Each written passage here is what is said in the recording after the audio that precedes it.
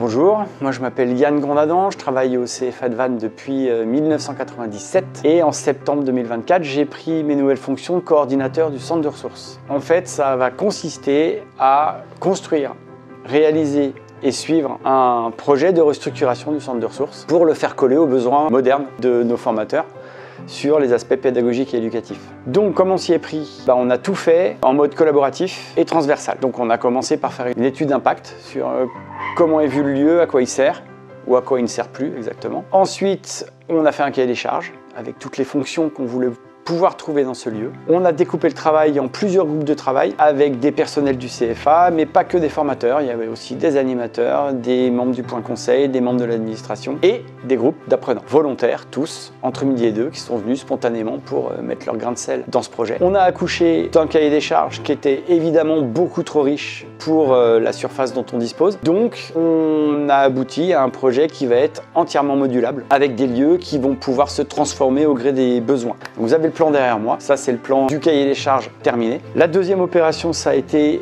d'aller solliciter les formateurs qui eux-mêmes ont sollicité leurs apprenants sur ces projets-là.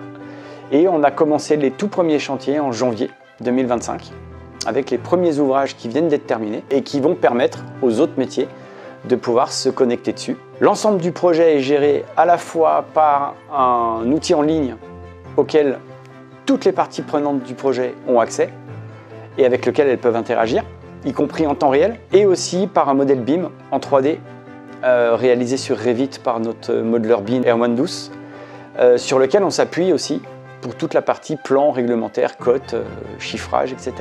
Donc chaque fois qu'il y a un nouveau formateur et un nouveau métier qui vient se greffer sur le projet, il va enrichir cette maquette-là et l'ensemble de tous les métiers qui travaillent dessus vont pouvoir récupérer les données pour continuer à travailler dessus. On a un phasage préliminaire pour l'instant jusqu'en 2026, mais ça va sans doute déborder sur 2027. Et moi j'ai dans l'idée que en fait ça s'arrêtera jamais. On aura terminé à droite, on va recommencer à gauche.